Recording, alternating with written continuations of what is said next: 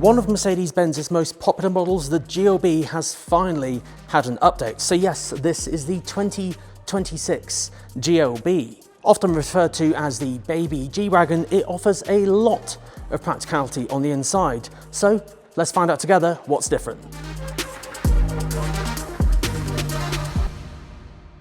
Now, the first thing you notice on this car is, of course, its new grille compared to the previous generation. Now, this is sort of following a very similar design element to the CLA, but with a slight difference. It sort of has these like segmented elements here that are slightly raised, so it's not all just illuminated stars. It has these sort of AMG line elements here, which I think is quite good. Now, one thing, of course, that is copied from the CLA is, of course, the three-pointed star in the headlights. And this does also translate to the rear as well, although there is a little different to the CLA. Now, one thing to note on this is that the naming system is slightly different. So for those of you who know your Mercedes very well, of course there was the GLB, the petrol versions, and then the EQB. Now, what Mercedes have done with this, they've sort of combined it together, but now they refer to it as the GLB with EQ technology. So yes, what I have here is the electric car, but there is also a petrol hybrid coming soon as well, so I'm going to kind of touch on both. So I'd imagine the only differences on this would be the grille. Of course, with the petrol version, the grille will be slightly open to allow airflow into the engine,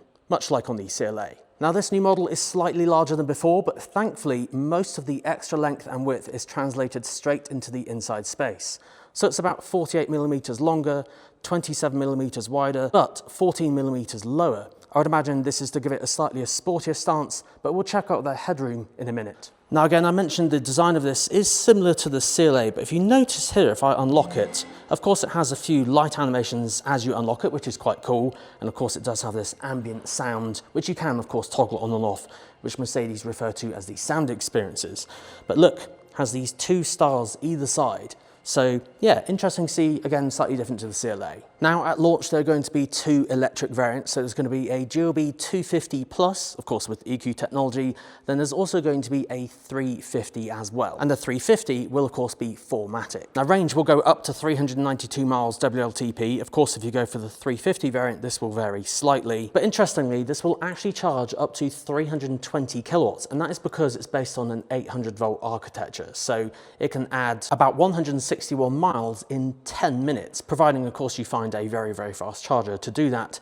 These typically are more expensive, so obviously it's best to charge at home, which of course will take a little bit longer. Now, when it comes to price, as this is just the announcement of the car, the UK specification and pricing will be available in a few months' time. But if you're curious, it is listed as just over 59,000 euros in Europe. Converted, this is just over £50,000, but that isn't UK specifications, so it will vary a little, but at least it will give you a very rough idea. Now, I did mention it's not all about electric. There is also a petrol hybrid coming as well, although of course details are a little bit limited on it because it's quite early stages. So I'd imagine Mercedes will probably release the information on that in the coming months. But of course we could look at the CLA, which has very similar engine technology, which is going to be in this. So looking at the CLA brochures, we can kind of speculate it's going to be around that sort of powertrain that they have in that car. Now at launch here in Europe, this is actually going to be available as a 5-seater and a 7-seater, but I've heard a rumour that in the UK it's actually going to be as standard a 7-seater. We probably will know more in the next few months or so,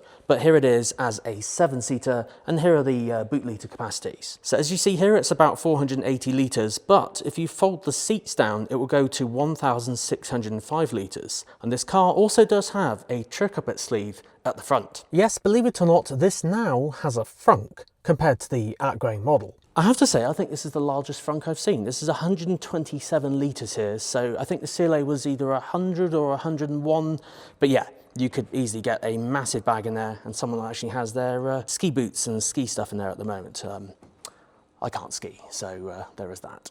Mercedes also mentioned they've increased the legroom for the rear. Now, having reviewed the GLB before, and of course the EQB, I didn't have any complaints before. Because this is such a squared off shaped design, the headroom in here is great. And of course that is set up for my driving position as well.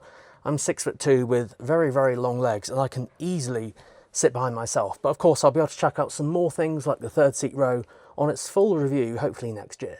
Now, up front, guys, you'll notice this looks very, very similar to the CLA, and Honestly, I think the black kind of bezels around the outside are actually slightly smaller. This looks very much like the GLC that was announced, which I think is really, really cool. Now this is called the MBUX Super Screen, which I believe, of course, will probably be optional equipment.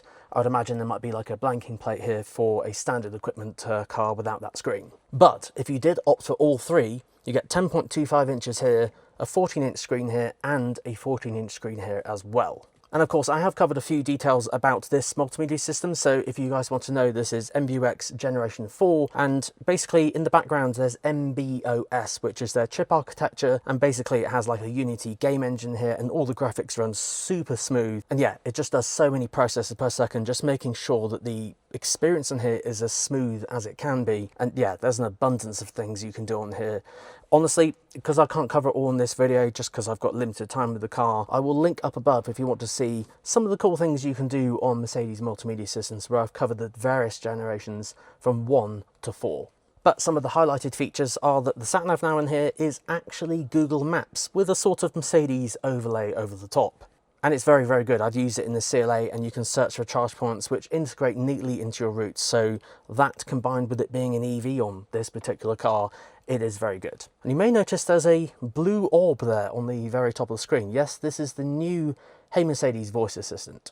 Now, it's actually one of the best I've actually seen across all the Mercedes models. It's intelligently actually accesses like certain large language models and is just very, very knowledgeable. I've asked it various questions about specific people, and yeah, it's almost like having a Google voice assistant sort of thing in the car. You can just ask it anything and it pretty much just gives you a response. Now, interestingly, in here as well, there is also a thing called Magic Sky Control, which basically, as standard, you have a panoramic roof, and there's a few buttons where you can actually control the opacity. A little bit hard to see in here just because, well, I'm kind of on a mountain at the moment and the sun is beaming through this window, so you can't really see the glass, but here's what it looks like on the CLA shooting bay. Very similar thing, except the roof in here is, well, it looks to be twice as big, so pretty nice. And yes, you can control the shading to stop the sun from beaming through as well. Lastly, on the inside, the steering wheel is slightly different. Yes, it does still have some touch elements, but they've actually introduced some buttons to the top.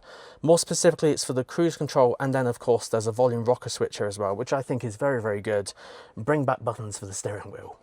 So yes guys, there's my first impressions of the Mercedes GLB 2026. Now, of course, as I only had a limited amount of time with the car today, I would like to check out more, so hopefully I can get my hands on one for its full review next year in 2026, of course. So let me know what you'd like to see down below in the comments. But thank you so much for watching. Until next time, see you then.